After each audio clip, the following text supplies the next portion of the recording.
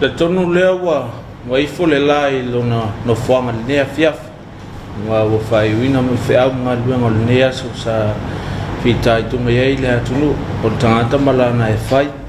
ya au se fa poponga fonde o tato maftanga masani ya fiafita tas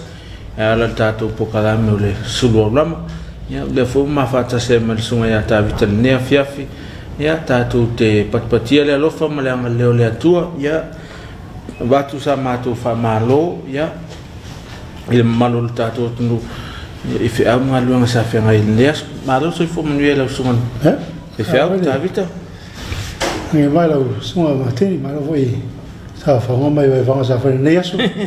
ya ya ve o mai io manuela nei ngaluanga sa fe ngai so tato tunu le te o tu fesili le tunu po fe o ye le sunga ya el kan o le sunga fe fa ya el kan o la e awai atu i motel sala fai o alfa mo tato po kalame ya tato po kalame ke simasi do ai ya o ro fanga solo i motel sala fai to tadi mai tai o po se la so tai o la tato to ma futa fo me sunga fe au ya o nei fiafi ya moli fa malo tai e karisia taitas la to foi pitola au fa no manuma ta po ia le alfai vo le atunu tau fai tatalo ya man pong ya o fai vale atunu i fai vo matiu to le asu fa malo to tai e karisia uma ya va pela o finga nga lui ya iso se fata fai tau langa i tonu so tato tunu ele ngato sa monea fa pela le atunu mau amalo to il lavoro frontele su un telefono su telefono o il fai la tusi au ya fa per foi il teu tu per calesia ma lo lavo le tau pati le nea so i au mga luenga fa malo tu foi il lavoro to ina fe ngai mtau pu tau le fa nga luenga ya ma se foi o comité SS ma lo lavo nga lui ya lewa io man manuia le nea so aso lo na lua o masina lo na fuma lua alon tau sanga lu o lutas ya faioina fe am ngalu ngal nea so le lo fuma le ngal leo le tua yo mo to en se nei yo nei masina mule so sa tu savringa ni tau sanga yo so lu ya ya le mo matala tu so to e fiela so to Christmas to lus mo to waswa no ta to le o Christmas se fa malo le ta to fa malo yo ta yo ta to malo la fioma la malo ma siofo ya ya quando su tofia fartua so vai la to mai tai panbia con la peneta come fetalai ya mo le fondo a Samoa a malo tu fe o tu sa venga ne yaso a malo foi na io tato ma tu e wa o lo foi per foi vol por fala mo lo mulla ta poi faiva o venga mo tato wa tu le ngatalai ma tu i tono no mal fam mo to mai ya va per mo tale ma qui fa le fa malo tu ne fiafi ya moli fa malo fam simsili ya malvang fam snong ya ne vai tau ya tele fam snong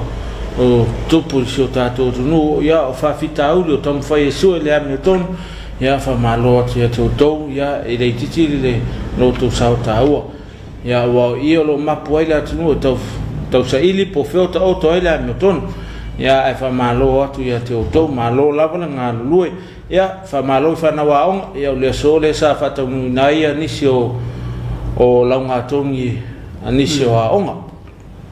pe ona ile kolisio sa mo mala tu fa mo ile so ya fa pe foi inisio a un fa tita ne sa fa tino ile le so ya lo la tu fa mo ya pe ona ile un fa tita ile e fakasai vai vasitai ya mala tu fa manyang ya wa lo ye foi tamai ti lo fa win ya le la me ili step fo le lang ya fa pela foi al colisio Samoa ya ye sen sutolu lo fai un netu sanga ya to son fo ya ese fo la sanga lo lang ala nga ya yo la nga ya o maulunga ya pe na ye universite ya ma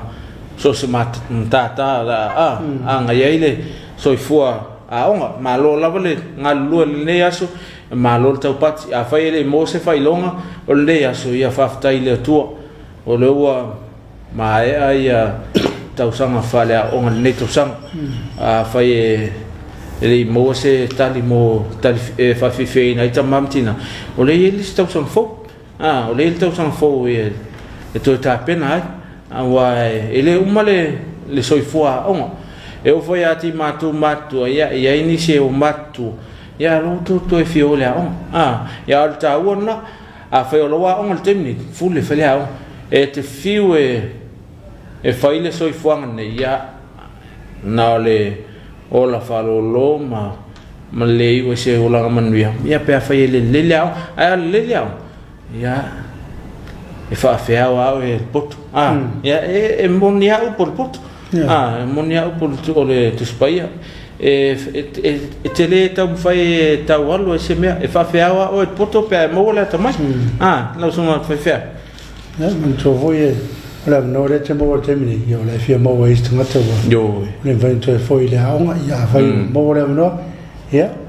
fa o ngata ia sa suma ya matin ya va pe wa le te sanga ne ia o foi le to sanga ia to le ati tu foi foto do vo ia le tau fai foi le tau sanga ia fa malo atu le e tu tanga be business ora nui malepa ia va pe vole compagnia de SOS io tato la ngoia la ngoina tato por calabe fa malo i fa uma tu sa fa ngai neso ia fa malo le nga lue fa malo ia ti la to le sa usu i le bao ia wale nga lue ina foi o le bao ia fa pe foi la to sa to nga te fal no songo le fai fa ele fai ngofia le fa mo tai nga te fal tam fai so se mele o le fiaf ia wa ia inicio tato ai ngai nutu o le sami lava mauto le bao tu ai ele pe o ne pia ia o telefalo loa ia ma me tu ia fa o fiana lo so to falo lo do punga mo ia sakal vai mal masima alo le fiaf ai ngai le ia no tu ia ale ia le sami ia mauto le bao ele mo se mele ia o ngare o fai yo watu o le tau tare ia vole complain yo le se na vole a lo tu complain ia me fai ia mali na pa o le ngal benga u le e u vai pe e mo du le ia me le fa malo ia fai ne fiafi ia a vi sa halu fai ne fiafi wa lo foi mai ia no ina lo fai diso ia wa ta mastanga ai fu ia lo sunga fai fel ele fai ngo fiel ta pela ina o melo le o le alu e tuftofu nga te fan ia wa e fai e te tau na lava le manava ia le lei mea fai ngā lueng ia e vava ai fo il tai fai la e lolo walta ia la tu ta tu le campaign tong tali ia po fai ta ia e fai o le lolo walta o tam fai ia alu so e mele ia na e fi ai la so ia la tu le fast food ta ali ona tong no fi ia wa so ia sa fitus fulli ia lo fast food malo ia te to la to lo fe ngai male fatua inga tausi ia tautu ina nei o tato matua i mauta malawa ele fe ngo fi ia wa mo ma ona ele se me o ia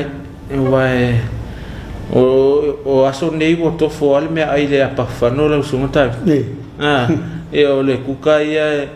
wa me masani o tanga kuka o tanga ele tai fia ai wa fa me la to e ma ona ile le manungi o le me ai ia o aso nei sol e uma kunga fa ile me ai ala wa si me le me ai le kuka no sa mo as le selang me ai malo la tau tua ia a fa yo na sa tau tua maloi mata ia e te inu i whamnianga tal tonu mai matala na ia au te manatu o le la tatu se e foi sunga ia tole fo po le a foi sana ia fautuanga le nea fiafi ia po le a foi se wha malo stino ia po vai po lima ia po fatafata foi ia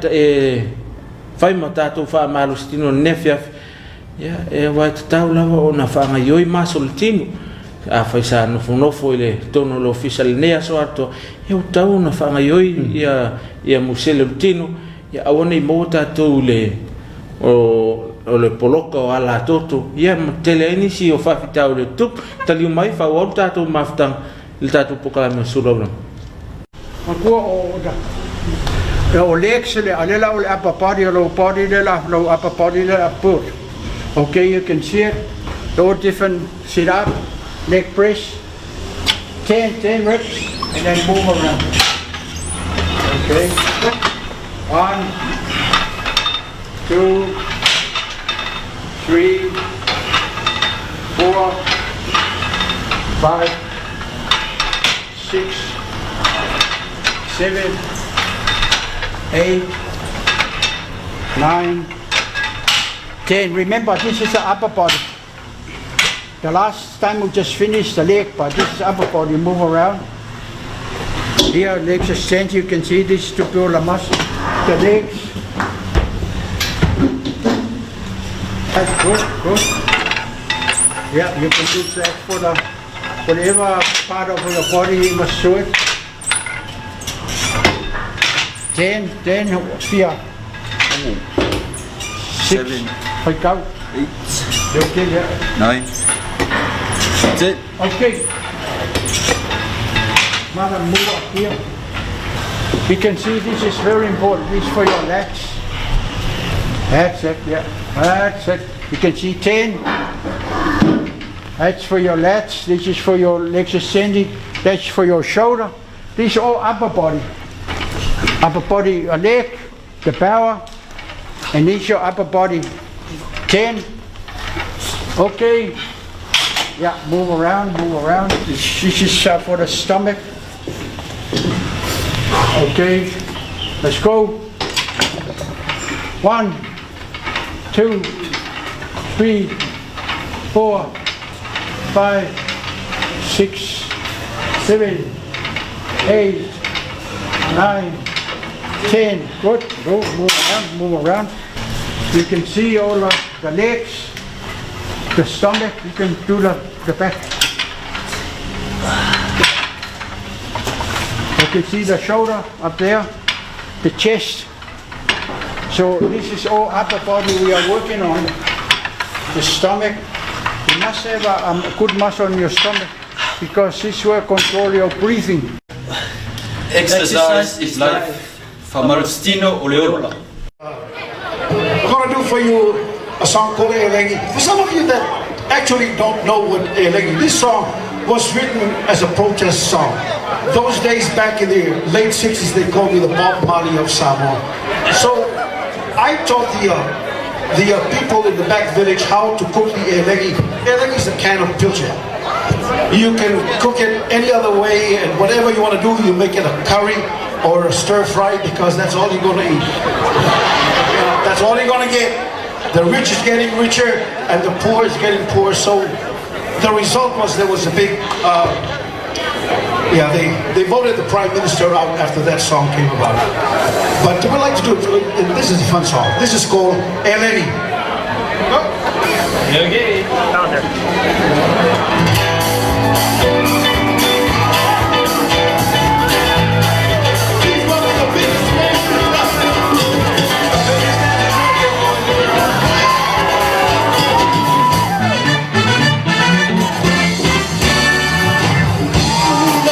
Tell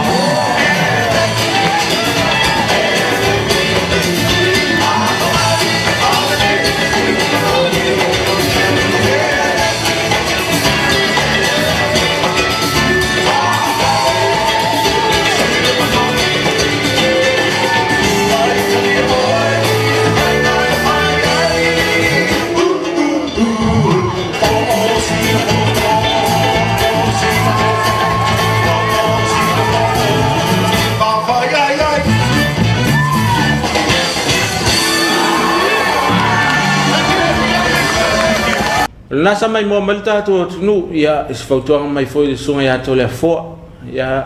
mai se ole nei vai tau le tele fa fita auli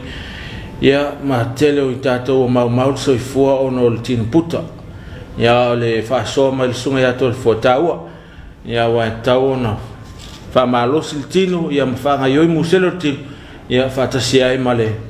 tau sisi ole tau ma fa mi ai palen no sunga ta ya mana ia fulfa so sunga to fol ne fiaf ya mo fo se fa manga mo tato ne fiaf ya ta pena ya wa tau la von tato fa nga yo tato tino o tele ne vai tau ya tele ya na to a faina so fu ma le ola no tino puta ya ma o le mfai ona nga yo tino mo i mai tu mau pe o mai suka o to mo longa ya ta ona fa so sunga ya to le fo ya ma le fa so toina yo lo fa sino mai le to inga si o le to mo vai le maso le to inga I tu tino ya bella ya fa pe te lo si le fie ya o te vidi mai mo si mai ma o le si ya lo sulle ya to le fo vai vasi le ya tu le to inga si e mo le maso le tu o lo tino me va pena ya ma le vola le fa so toina winga I me ai me va pena ya o le mai palen lava ma wa so fo ma wa le fai ona o fa ta sil fa mar sil ai ba I fa le to lo to ma ele tam fai fona le o le taiet fona le fa pe o le ai ele tu langa ia me le wa ve seina ta to le pure le taiet fo mai le o tipi ai le ele o se tipino se ai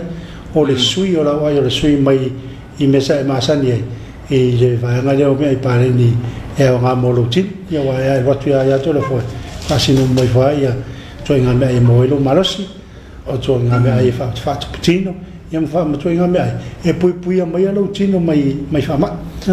a ole pole o ene pai a wa ia ful fa ma lo stilo sunga ia to le fo wa me to le fo la to io pai ia no miona si la maso fa mo sil tino si la maso ia ya woni pai e tele wa le foi pa e tele ya no o le o ke ya ma e lo a fa in tele ma e lo pai e lo la po ya le pale ya no o le tau si ma o le to anga ai e fa la ai la ya me ai tau si mata ya wa le so fo malo al fa to anga la so ya to fo la so ko se ta de sa si el tatu po kala mel nefia fia se va inga mai utal market tatu fa solo mai e melo ia il market fole mo se fe pancake ma keke po se tu lo vanele la fia ia tatu fa solo to utal tatu market mo me mata ma me fa pena le sa vai ia mo ia mo tau nga ne fia ia ayo no walu laso ia ai tau leise me mata el market lo songa ta no elo tailo ia o po tele fa tau tu inu ia uti po ma mai foi nei ia pia ia se la mai mo meta tu se vai voi ele fa ma so mai me ro il market atonu ai fa ni voi le si le fie ni sil market fole e fa tau pancake o sanduici o le po cofe ia mo fa so mai la vai me ro fa tau eta to me mata ma fola au ai ia le la mai mo mai al tato tunu inicio pese fale ngang e te pena ai o tato roto mo tato ngang ia wal tato tapo inga nefia e peona tato masani el taiao ia mania fiaf ia talu mai ia fa wal tato pukalame ol sulono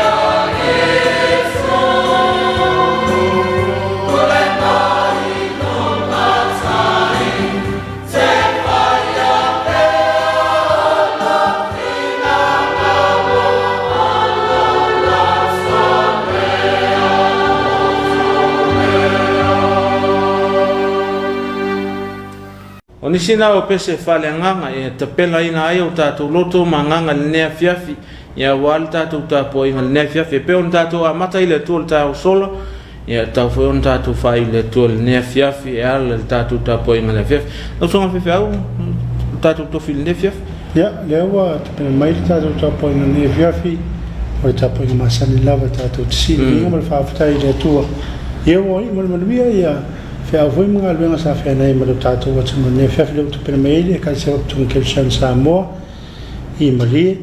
i laro tai inga le sunga le au se soni alu pa matisila faalafi ia mai lau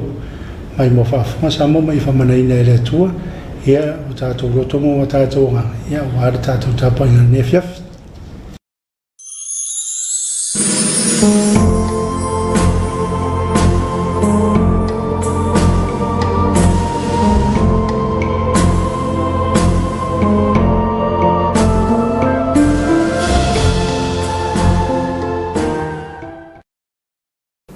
Patalu fatu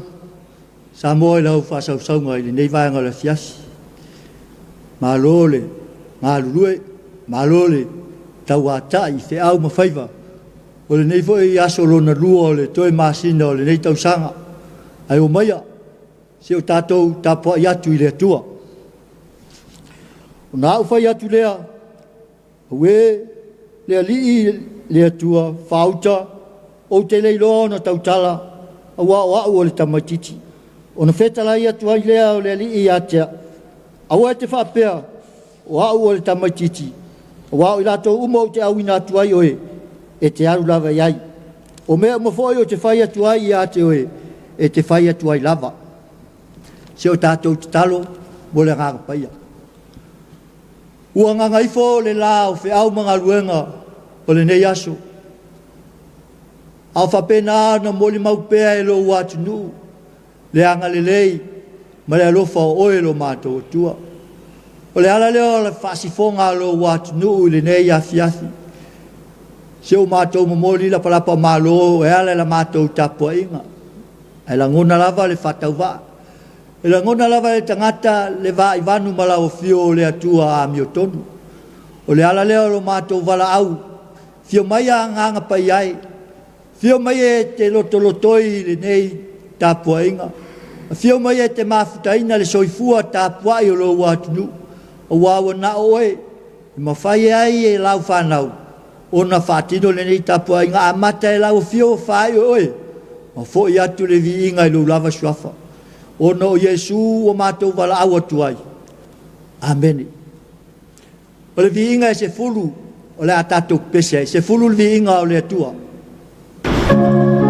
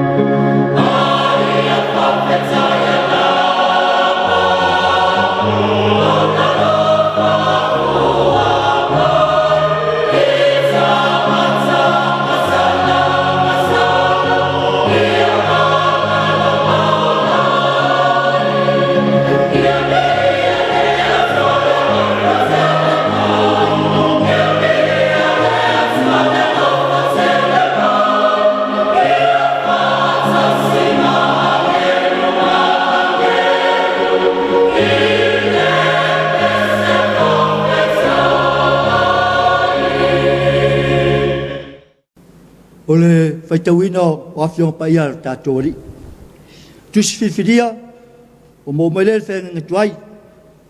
Tusi lona lua mose, tusi o e soto lona tāpu e whaa. Ai o la o faitauina mai le whaipo se fulu i le sifulma lima, o na to si i le o le faitau i le lua sifulu.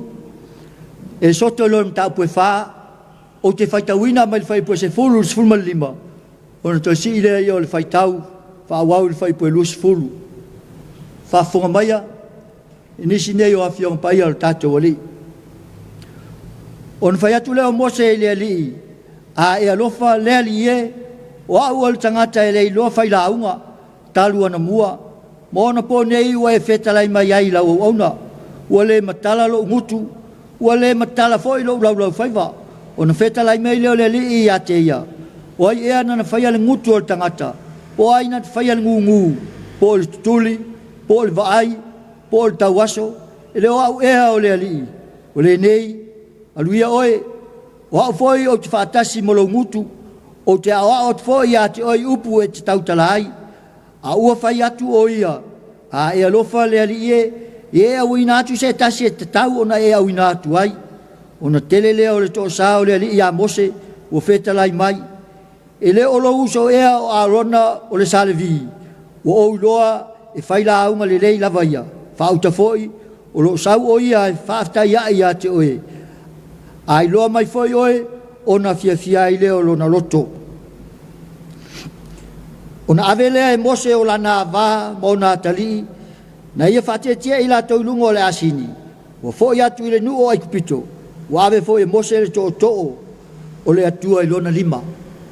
Ia whamanuia le atua e le ngata le whaitau al whaalongolongo, inisi o na fionga paia, mai atu mau atu pēr ia te ia lona lava vi inga, nei se o le whaavau. A le launga le sua whamalu o le atua le tamā, le alo, ma le anganga. O le matua, o le launga, o mo mai le tusi sa whaitauina, le soto e wha o whiriwhiria le whaipu e luas fulu. O le auto e whaitauina e whapea.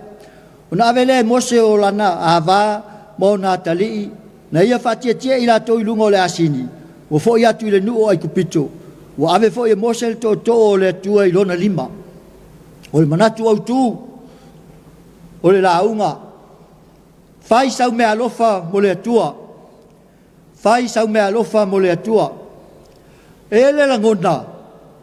ua tala whea ngai, ma o whaatasi le manatu au tū o le launga, ma le nei fo i masina o tātou tau nuu mai ai le fōlaunga Samoa, wa o le masina fo i o whai ngā mea alofa, a o tali ai le athio mai o le pepe o le kirisimas. A le tusi sa tātou whaitawina, le tusi lona lua lea mose, le tusi o e soto.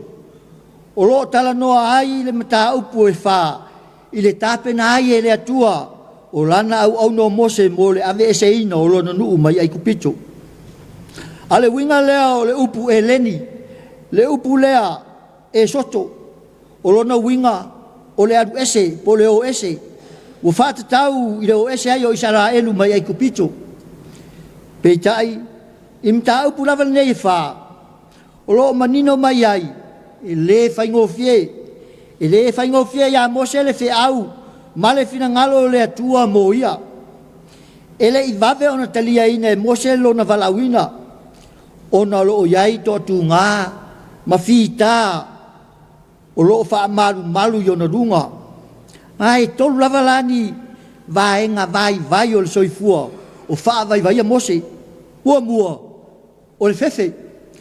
O le fefe i le matautia o le farao, le tupu ai kupito, lua,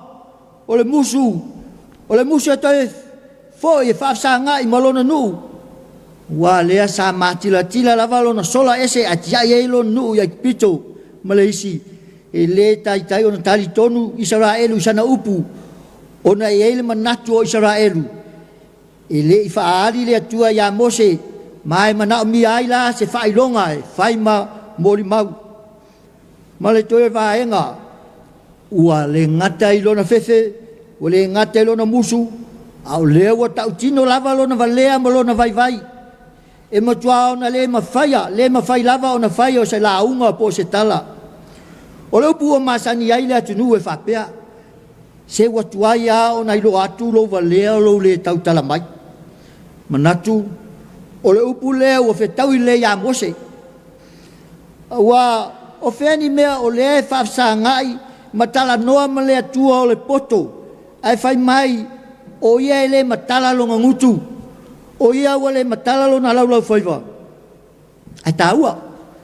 e taua fo i le whaafiti-fiti o si toi ino Mose i wa ua toi whamanatu mai ai e le atua e le ngata mo Mose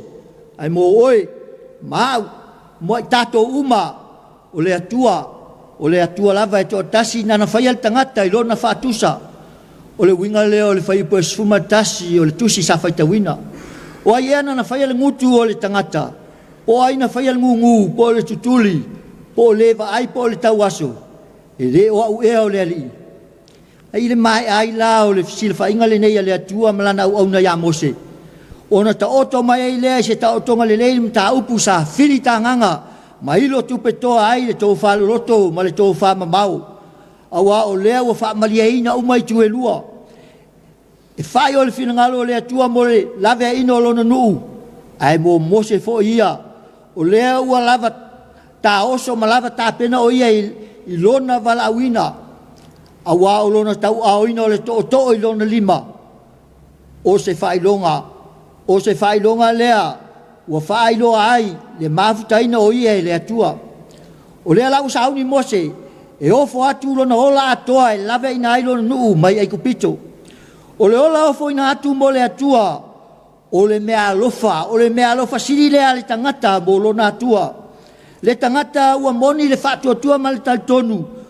i mea alofa manga waa ua ia maua o mea ia e mai le atua. Ioe taltonu Samoa wa lasima le mfai on fai taulia me alo fale atua wa e maua al fesiri wa fai ea sa me alo fa mole atua wa ea sa me alo fa mole atua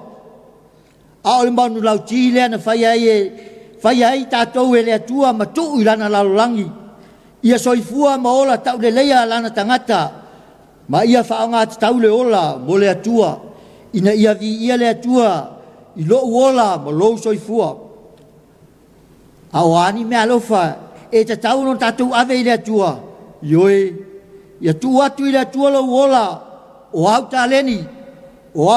uanga vaa ma le atamai o ta maua ta te fai me alofa i le atua e pei o la Paulo i le kale sia i Roma pe on famawina i le Roma suma lua alon lua i fai upo whapea. Io tautu ina atu o tau tino i le atua o taulanga ola malpa ia male malie o le mea lea te tau no tau whaia au Yesu lava ia o lona afio mai na whai mea la whai le larangi a te ia i mea tangata ma mea manongi ma mea mananaia e pei o pulu mulo o pulu lipano ma auro ai ua whai mea la whai Yesu mo oe mau ma le larangi a toa ilona soifua wofo ato toa mai ina ia fa mau e ala ilona maliu ai na toe soifua mai ina ia ola oe ai mangalo au mai yang sala o le ase fe au Samoa mo i tatou i le amatanga o le nei masina fai o le tausanga o mai an fai malo fa mai le tua mo i tatou e ala ilona alo Yesu Keriso au le a sa tatou me alo fa mo ia le nei Kirisimasi mana tua upo le tusi o fai launga ye mana tua le na fai oe iona po lo tau le lea ai fai mai upu o le pese se lauri ma fitu o le tusi pese le fakasa ave lo wola ave lo lima ave o vai ave lo tino lo loto e vi ai oe Yesu manu te le ina la fasa saunga Samoa le nei afiafi soifua mai a manuia ono Yesu amene se lau lima sumal fitu le pese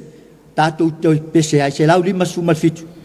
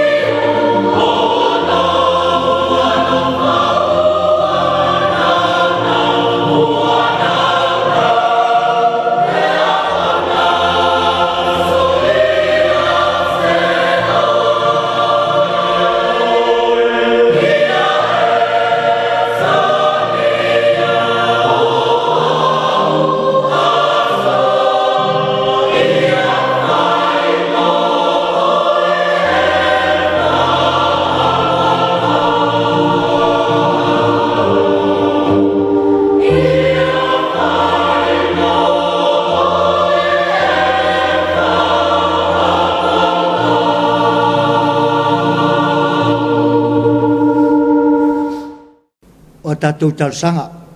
Talo whaftai, whatoe senga, manaonga, ma le talo whamanuia. Sinsire se lava lau fio lo mātou tua. Pa ia lava lau fio. E ou le malo ma le mana. E atoa i ate oe di inga. Lau fio foi. Lo poto ma le mata i sau lau fio na fofo ai le mata ngō fio le sio manga ma le laulangi. Pei foi na iai le pale ali i au fofoanga o le tangata.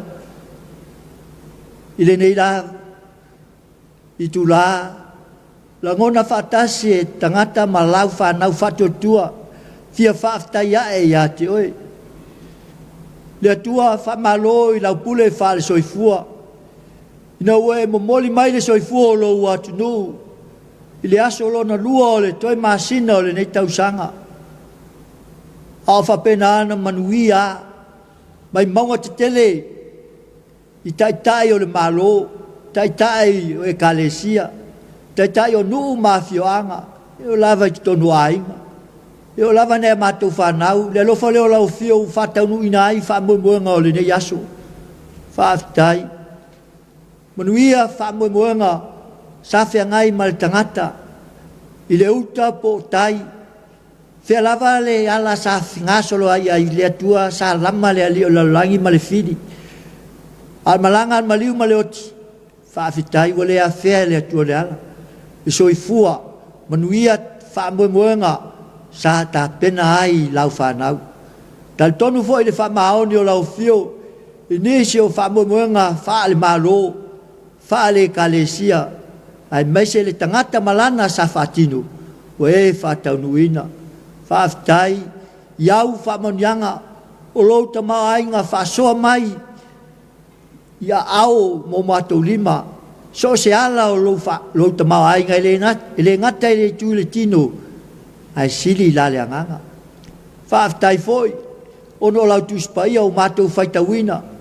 fa manatu ma matou lo lava filngalo fa aftai o ngaluenga lo nganga le nganga oe o ve ma so so an sili tangata le nganga oe o tonu ai ma fa tau inai le nganga tai menui ai mea mātou te whaia. A o le sili o le mātou whaaftai, ono lo whaala ia Yesu, le taulanga na ia saunia, mau ai le awanoa o le tangata, toi mafta atu ai lau fio le atua whamaoni, le atua le mātou whaato e senga foi, e ala atu le taulanga saunia e lo walupelo Yesu Keriso, mātou te talo atu ai whaamole mole, se ia lo fangi a lo watunu o Samoa. Famangalo yo na taitai. Famangalo i se o pito i titi. Ai mai se o i lato uma, mai matou ngā lulue whaatino lo finangalo i so se ala o ngā lulue ai. I le ngata i ngā luenga i tonu o malo, o whalaputonga o ngā luenga tu maoti, ai mai se tonu e kalesia, nuu mafioanga, ai mai se tautua ino lo finangalo. Iai temi o mātou te ena mo mātou le tali ai le musumusunga lo anganga. A o whaatino lava lo mātou loto. Whaia mea uma so mātou loa ma so mātou poto. Ma ua vea ma lape wa mātou au nanga. Ua se ai a mātou whaatinonga. Le atua ua anga sala ai le tangata whaamole. O nisi o vaivainga. Ai maise o mātou loto. Ua le mawhai o na pūlea i mātou le tele o taimi. Ina o tawhili sa ua ai le ti Apolo, whaamole le atua, la mātou wala au, le toto pa ia o lo walo pele o Yesu Keriso, o le na saunia, le tongi ola mo le la langi ma o mātou tangata ngasala, e sau ina ai o mātou tangata ilono toto pa ia, ma mama ngalo ai lo watunu. Ala mātou wala au, ia lo fangia le fōlaunga lo watunu o Samoa. Ine nei masina whaiu, tele fita ma fangita lui tau ina ai le tangata ala mātou talo ye whamanuia i lo watu a meise iona taitai whaal malo anga le lei foi taitai o e kalesia fia le ngata i samo nei au atu nu mau ye alo fangia whamoemoenga taitas al tangata malana o le a whai ia le atua il fai ungal nei tau sanga ta pena fa tasi malo mana e manui ai me uma ia fa pena le atua matou talo ia le anga leo la ofio ie o lo fango taina le ngata i fale e ati na e masaili le lumana i manui o fanau la tau lo ngawina le vau matua ia o ala uma io fa pena o na matou ngalu ina ia wala vale tau mafainga o matou ainga e le ngata i lea ale tau tu ai no lo fin ngalo ma tu valau ye fata ma ai ngal sami ma le vau matua e tua yai lo watu nu ye fa manuia fo ile tua tama ile nei afiafi e yai nisio tapenanga o fa mai anis al mato talo ya fa manuia la o fio fa wa pelo wanga le ya samoa ya na tapenanga ile ngatai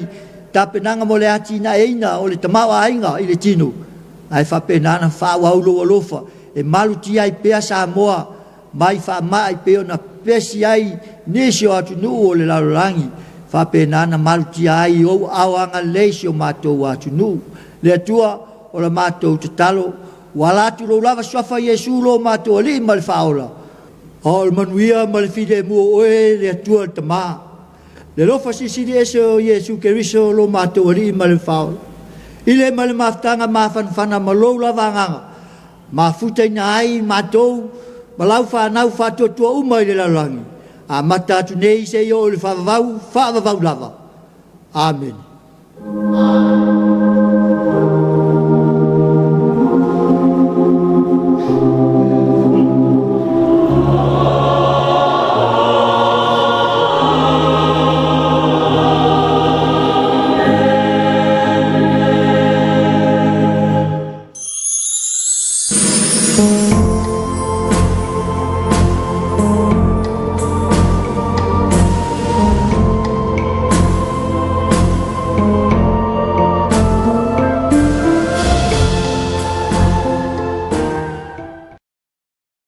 Ton lewa te ila ngile fasagi mal fa polo ne fiafi e suloina ile lofa malanga leo le tua ila tausinga ilo to soifua so matola e ala le tatu ta poinga ne fiafi pe on ta pena ina le sunga ya lupe matsila falafi ya maile kalisia fakasa mali ya moli faftai sunga ya so swani ono tal sanga ya hapia foi e pespesenga fatasi ai male mal fi awal tal le ne fiafi ya fa manatu foi na mo so se ke siano mai tatu uma le ngatu samo nei a fa pe foi atu no mau fai sia o me alofa mole atua o le manatu tu na so to fil ne fiafi fai sia o me alofa mole atua ya manaya fe au le o tatu te ia ila vali vai tau fai nga me alofa e lolo alofa ile atua ile lofo lo uso ya se wala fingo fiana wa ele mfaiona fe mete alo fale tu a te ite lo uso ya a faiona te ite lo uso ya te pena sa me alo ave molos ya una atangia la lo fale tu e ala lo tu fa mangal ya so le volena ai te mo fa tu e mai le amtanga o tsa e o mai te yo le fa imbaro fa mala tu ya la sta tali tato te tali atu ele nei te ia o tato hanga atu mo le whamana tuina o le toe soifua mai o tato le aso le whamana tuina le soifua mai o tato o rifa ola po le asa tala po me alofa le ave mo le atu ia pe ona mai a fuia e whainga taulanga ile vaso tau nei nisi o mtanga luenga ma pūlenga ia tasina awala e whaari a e lau whai me alofa ile atu ia ala le whainga taulanga lau soi fotau tua soi fotau tua ya ole fau la tala le fiafi pe ona sa no sunga le feau ole asa me alofa mo le tua a fai o nasa fa le tonu le netau sa a fai o nasa o ia ala ole ma siasi o le netau sa ya elo le no ne to pena elo lo to mo ngang e fa o fi mai o le pepe Christmas e ta oso la tatou fai nga malanga mo le tausanga fo lo me alo fasilina te pena lo loto ma lo neanga ia mawhai o na fio tu mau le pepe le Christmas mo lo na tau e no na fio mai ia awa o e mau tangata sala ia faafetai le suga le tofi kai me le langa wa te tele sunga tofi io e malo sa no ma ia malo ta pena e la sunga de patsila falafi o sunga la sando sunga la sonio le pula ngale le ngale mari le ngale pa school mari ia lo fangia le tua le so fo ona e le ngal le la ia fo i mo tele la sunga ia malo fo tu ia fa no fo ile tapo inga le sunga le fai fia ia eron io ia fa tu ia le tia ia mo le kale sia mari fa manuia foi ia foi pesi na to lo la ngina vi ngo le tua ia malo ta pena malo sauni fa manuia le tua so se vai ngo fe ngai ma le kale sia ia fa pe foi o tatu tangata o lo tau toina le tua malana e kale sia le la mai mo mele atu nul sa tu plan tarvo ia ta al fe au ta le o ta pena ina mo tatu ne fiafi ia tali mai fa wa tatu maftanga in sulona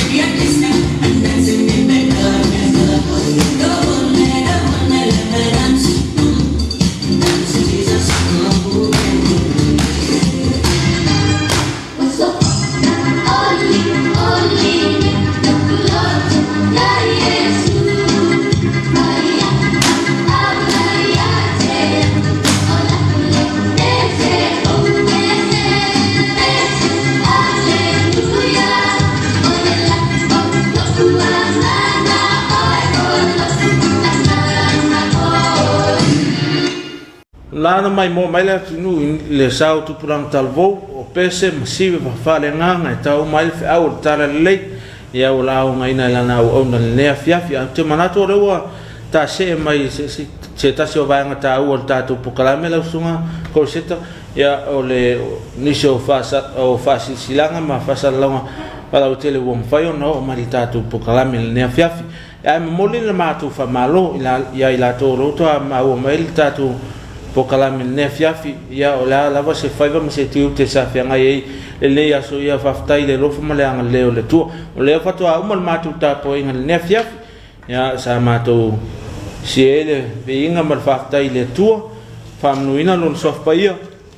o wa tele lava lona lofa mo tatou o le sa sia fo tatou pokalame nisi no fuanga ia mai se o ta pena penanga ia awale famnatu ino ke simasi netu sang ole sa asia tato pokalame ia no fuanga le turisi i matafele ia olo fanga yo ia ta pena ino fa pino moli ke simasi a me se foi la ke simasi mateo ele umona fatule la ke simasi no sumata o la auto a mata ona faule le mai mo mai tato tunu l'auto a mato na fauia le la Christmas a le tutau o le a mato na ta pena ia tangata o le mo masania ta tu na fiete sema Christmas lo malime ia e si tau sa e novembro a o le vanga pa or pe Christmas o le tuna o le vona tatali o ta tu tangata pise me o masane ai o tatu tatu e faatali le o mai Christmas e wale vai aso o le vai tau o aso fia o la Christmas le la Christmas ya la turisia ia turisi le fa se ina i la pa o fai se i mori foi era le on fai tau sane ta le yo no timo ia va pera o ia to fai ia le la Christmas le ia tailo ia o tailo ia o au tafa le fale o turisi le fa tu la ia tailo ia wale le saun fufuanga antanga dona ia to